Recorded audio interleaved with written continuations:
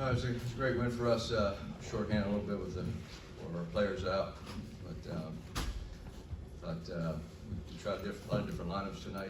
We went big, we went small in between, and we made some plays when we had to. It was very impressive with some of these guys. Kobe Johnson played one of the best games I've ever seen a Trojan play with his effort. He has a sprained ankle as well, but he knew he had to play because Reese was out and Josh was out. And to have 21 points on 7 shots, 5 assists, 4 steals, no turnovers, and to make those big plays defensively and offensively was really impressive. Coach's decision on Reese today, was that a lingering effect from the fall he took last week? Reese? Yeah. Yeah, that fall he had in the game the other night was pretty bad. And he has an injury, and we're hoping with a week off, or actually not a week, but 5 days, 6 days, that he'll be able to go when we hit the road. Is there any timetable for him and Josh? Josh, no timetable. Reese, we're hoping that Josh had a pretty bad ankle sprain too, so I think it's going to be day to day. I think if we had to play a game tomorrow, neither one of them would play tomorrow, but we're hoping by Thursday and Saturday next week, at least one of them will be available. It seemed like there were times you missed Josh's defense out there. How did you feel like the front court did without him? Well, Josh is one of the best defensive bigs in the country. You know, he's a 4th-year player. He's experienced. He redshirted 1 year, or kind of a redshirt in our Elite 8 year. But he, when you lose one of the best defensive bigs with all that game experience, and Vince is learning. You know, he's not nearly as good defensively as Josh is. He has potential to be. He just has to figure it out. And then we miss Reese. We miss Reese's toughness and his offensive ability. Andy, talk about Harry's play tonight and why you decided to go with him as long as you did. Well, Harry, he's an extremely smart basketball player on both sides of the ball. He knows he's not the best athlete, so he plays position basketball. And he had a huge 2 defensive plays down the last couple of minutes. The one where he stepped in when he drove it, made him shoot over, and he missed. And then he got that steal. And then offensively, he has good touch around the basket. He can make shots. And he's also a very good passer. He has a really good feel for the game. I thought he played very hard and had 5 rebounds and had that big steal. So that's the type of effort you need off the bench when you have some guys out. Can you talk about Trey White's maturity in his performance? Well, maturity. When you try to dunk on someone again with up 7 with 45 seconds left, I'm not so sure he's that mature yet. He's a freshman, but I think he is learning, and I hope that doesn't happen again. It's happened twice now in the last 4 games, so he's sitting back there. That's why I'm getting on him. But he played a great game tonight. He was very aggressive offensively. We work on those floaters every day. He made a couple big floaters. He's driving the ball. He's passing it. He had 4 assists with his 22 points. He had 8 rebounds, 3 offensive. Huge. We ran that play out of a timeout. Got Boogie wide open 3 in the corner, and Boogie couldn't make a shot tonight. And then Trey came up on the other side and tipped the ball in. That put us back up 5. That was a huge play because we have to.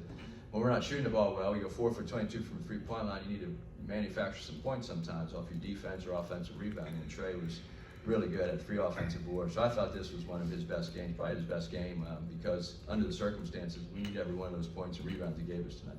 What's the biggest area of growth you've seen in him this season, Trey? Well, he's shooting less step backs and letting the defense off the hook. I thought against Washington State, we ran some actions for him, and he drove in the middle and elevated and shot over people and just put the pressure. Very quick first step, and his biggest weakness on offense was he liked to play laterally instead of attacking vertically towards the basket, and now he's doing a much better job of that. There's a time and place for step backs and shots, but step back threes are hard because your body's going the wrong direction, and it's a very difficult shot. So he's playing a much better. He's much more efficient right now, and he's very hard to guard if he gets that first step on you. As you're experimenting with the And secondly, he didn't know how to play defense when he showed up here, so he actually is a decent defender now. As you're experimenting with lineups, how did you have to adjust to maybe help with the defense in the front court, especially after it started? Well, it was tough. Mia had foul trouble, and they really only had 1 big, and the big they played anyway. So both teams had 5 guards and forwards out there. To me, it looked like an AAU game at times, a pickup game. And it was like, what team is going to go in and make some shots and get those crucial stops down the stretch to win it? And that's what happened. But we played a lot of different lineups, and so did they. So it was a very unusual game to coach. We just went with our feel of who was Harry played 19 minutes, and Malik Thomas, I thought, gave us really good effort. He played very hard. It's his birthday today, and he played really hard and played tough. Talking about Mia's foul trouble, they were incredibly successful in the pick and roll in the first half. Was driving the ball at him to get him in foul trouble intentional, or was that just coincidence? Well, we tried to put pressure in the defense. They played in zone. What they're doing is starting in zone. They would match up and play man rush possession. So it's an unusual defense, but we have good, smart players. We just we started missing open shots, which was frustrating. And but we were aggressive the entire game and put pressure on the defense. So I wouldn't say it was intentionally to get him, because he's a very good defender at the rim. He's 7 feet tall. So it's not necessarily we want to just leave our feet and challenge him to try to draw a foul. And we just want to make a smart basketball play and let the natural progression happen. Andy, how unusual is it to win a game where you're up 7 at the half and the other team makes 60% of their shots in the second half, 80% of their threes, and 100% from the line, and you basically, you win by 6. I mean, that seems unusual. Well, we won the turnover battle and the offensive rebounding, and we shot 86% from the foul line. So you are not going to play your best game. Boogie and Drew to go 8 for 28 and 2 for 14 from the 3-point line between them. They were both 4 for 14, 1 for 7. Now, to their credit, they had 13 assists, and Drew had 10 rebounds, which is really good. But for us to be able to win a league game with both those guys having off nights on the offensive end, we feel very happy about that. That means our other guys have stepped up and came to play, and they did a great job. What do you feel has really allowed Kobe to the leap he has from last year, going to unlock his full game this So season? what?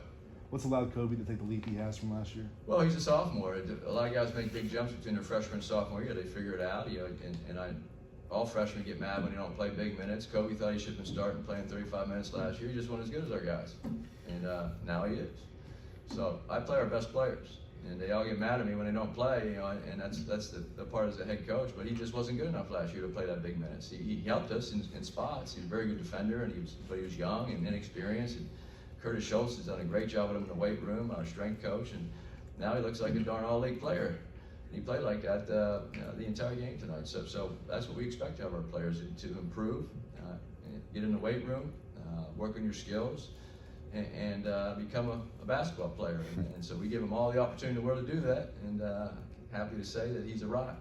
After the last game, you said he was your designated 3-point shooter. Did he solidify that tonight? Well, those 2 threes he made were huge, and he made a big one the other night. So when he shot the first one he made tonight, I was thinking, hey, that's the same place he made one the other night. Sure enough, it went in, and he made one out top. So he's really improved his shooting. He's our best free throw shooter right now. He's 9 for 9, shooting at 86% on the year. And so to see his growth as a player, especially with the confidence and the technique, is very impressive. It felt like Vince and Miroslav were getting pushed around a little in the post by Mia. What do you want them to take out of this performance as they try to, fill in for Josh however long he's out? Well, to be a great post defender, it's not about a pushing and shoving match. That's the first thing we're going to show them. You have to use your feet and stay off their body. If you stay on their body the whole time, then they're going to be able to just duck you in and push you around. But if you get off their body and then back on their body and off, and you use your quickness, Vince just have good feet, both of them. So you just can't get in a wrestling match every time down the court. And they have to learn to do a little better job. And then when someone does get the ball, you have to give more resistance, so they just can't back you down and lay the ball in. And but that's on our guards. We could have helped out a little. One time Mia got the ball and laid it on Vince. Our guard was supposed to dig down and go get it, but he didn't. Last one in the back. Andy, can you talk a little bit about getting your 200th victory as a Trojans head coach, especially on home court? Well, that's a milestone that I didn't even know until was reminded yesterday about it. But it's personal milestones are nice, but we're in this for the program. That just means we've had stability here over the last 10 years with our coaching staff. I'm very proud of our assistant coaches and everybody that work so hard to give us a chance to win on a daily and weekly basis. And our players, I've had a lot of good players here as a head coach, and we've recruited players, they've developed, and they've been very successful moving on either in the NBA or on in life. Some guys are overseas playing basketball. So to have 200 wins at one school is you know, we're very proud of that stability, but this is something that I share with our players and our staff, because when I think of that, I just think of all the great people we've had here at USC. And so hopefully there's many more, but certainly proud of what we've done here. All right, Thank thank you. you. Thanks, Coach. Thanks, Andy. We'll bring up Trey and Coach.